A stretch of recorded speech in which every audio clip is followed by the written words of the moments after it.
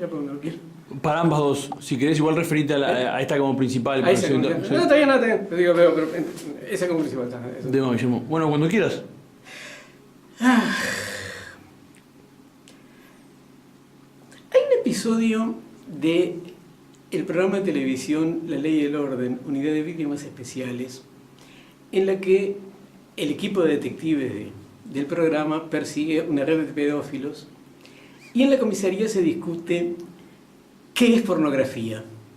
Y alguien comenta, bueno, pero pornografía es lo que cada uno percibe como tal, o por el estilo, que no es nada más subjetivo que etiquetar una determinada realidad con un título determinado.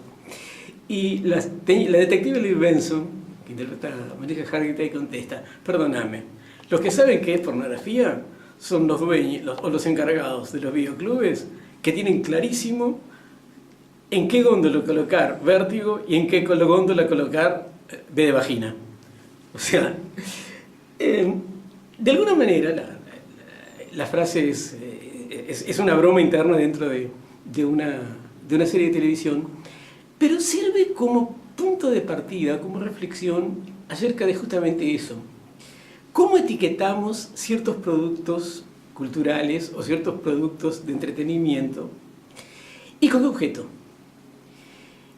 Y esto nos lleva a el nacimiento del concepto de género, que es posterior a la existencia de ciertas formas narrativas que corresponden o que van a corresponder en el futuro a determinados géneros. Dos ejemplos. Cuando Edgar Allan Poe escribe La carta robada o Doble asesinato en la calle Morgue, no se plantea, estoy escribiendo un cuento policial. Cuando Herbert George Wells inventa prácticamente todos los temas básicos de lo que después va a llamarse ciencia ficción, porque Wells inventó o utilizó el viaje al espacio, la invasión extraterrestre, los operativos genéticos, el viaje en el tiempo y algún tema más, no sabía que estaba haciendo ciencia ficción. El término fue inventado 30 años después por Hugo Gernsback. Y justamente ese invento, ese etiquetar determinados productos narrativos con un nombre o un título, una expresión, es un fenómeno característico de la racionalización capitalista de la industria editorial en la segunda mitad del siglo XIX.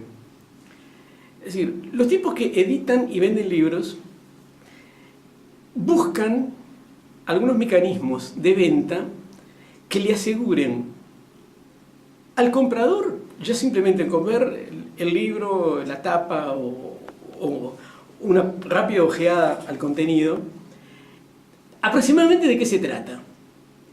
Y al vendedor, bueno, yo ya le estoy diciendo a este comprador qué es aproximadamente lo que va a comprar. Y ahí surgen las colecciones de libros populares o de literatura de entretenimiento, que incluso se diferencian por los colores de las tapas.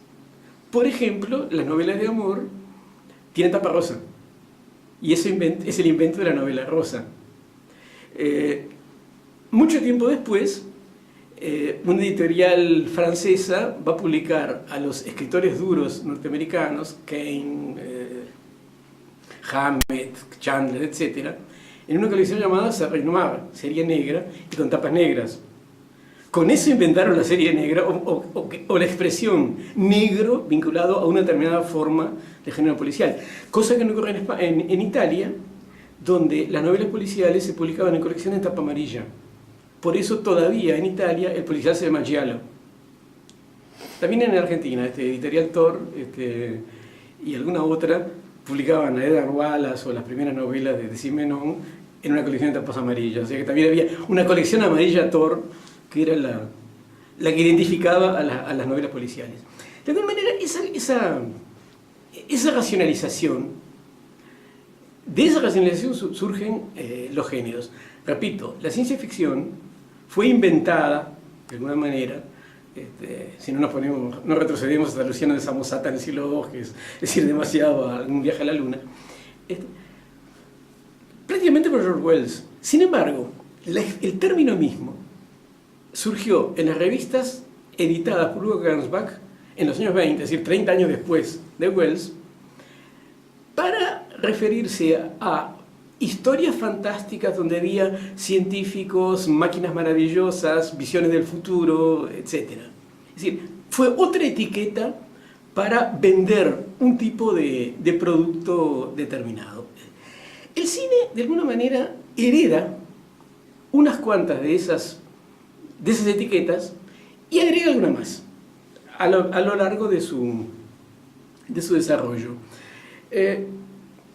Recordemos que el cine fue mudo entre 1895 y 1927, lo cual le otorga, sobre todo el cine de entretenimiento, estamos hablando, desde el momento que estamos hablando del cine de géneros y alrededores, estamos hablando más bien del cine industrial y estamos hablando más bien, aunque no absolutamente, de la industria norteamericana. Quizá otro programa o otro espacio podría dedicarse a qué pasa con Europa, qué pasa con Japón, que tienen también algunos géneros propios. Pero no seamos tan ambiciosos en un primer arranque y veamos cómo funciona una industria cinematográfica que hereda de la industria editorial algunas de sus formas narrativas y le agrega otras. No es casualidad, repito, que el cine mudo haya sido un cine de acción en términos generales y después entramos a establecer subcategorías. ¿Cuáles son los dos géneros de mayor impacto, o por lo menos que crean las primeras estrellas cinematográficas? La comedia, y la comedia de golpe y porrazo, y el western. Más genéricamente la película de aventuras, pero más específicamente el western. Y en ambos casos tenemos una fórmula básica que consiste en un planteo relativamente simple, donde se establecen la villanía de unos, la bondad, el heroísmo de otros,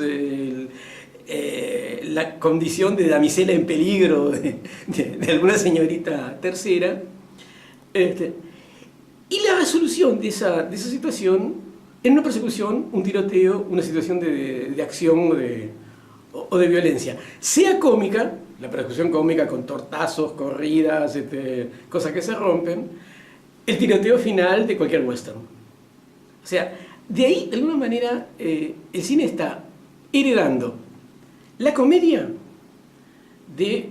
Bueno, la comedia es un género tradicional que viene incluso de atrás del episodio de la racionalización capitalista de la industria editorial y que arranca probablemente con Aristófanes en Grecia en el siglo V a.C.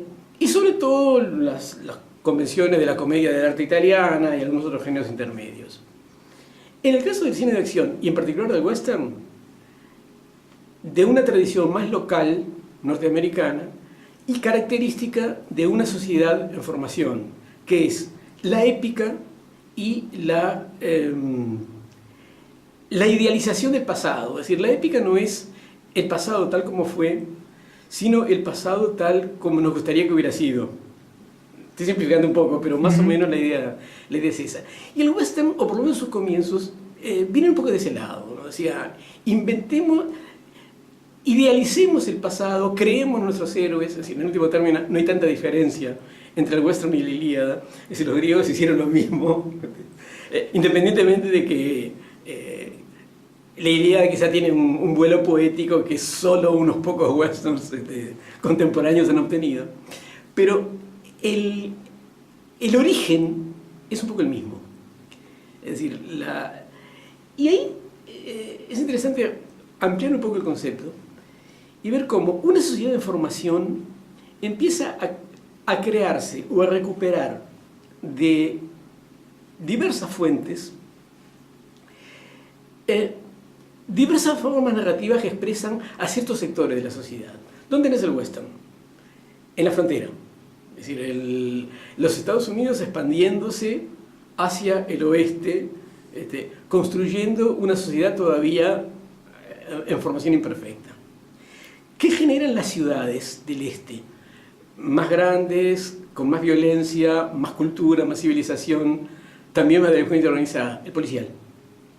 Es decir, el cine de gángsters es un género típicamente ciudadano y nace en 1912 con Griffith, Los mosqueteros de Pigalle, que debe ser de por ahí.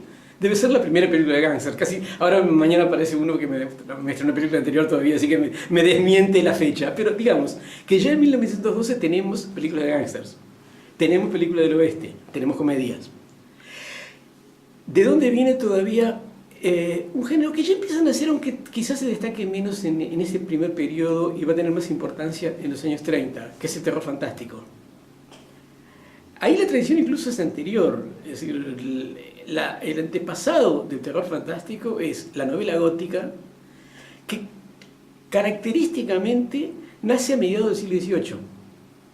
Anne Radcliffe, Horace Walpole... Bueno, Frankenstein. Bueno, ahí enseguida.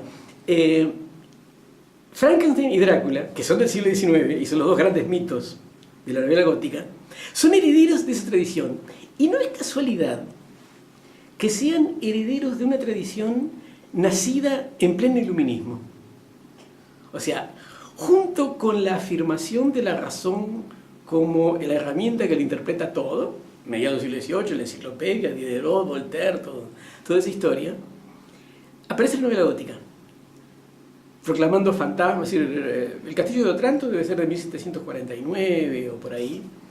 Hay un trabajo muy interesante de un escritor abominable como el Marqués de Sade, que sin embargo era un buen crítico literario, y que tiene publicado un trabajo sobre la novela gótica, donde dice que justamente un periodo tan convulso como el que llevó desde las guerras del mediado de los 50, es decir, la guerra de los 7 años, después la guerra de independencia norteamericana, después la Revolución Francesa, y todas las convulsiones de la segunda mitad del siglo XVIII, generaron en el público una sensación de horror tal que ya no alcanzaba el horror natural para convencer literariamente. Había que apelar a la fuerza del infierno para convencer. Y vos mencionabas a Frankenstein.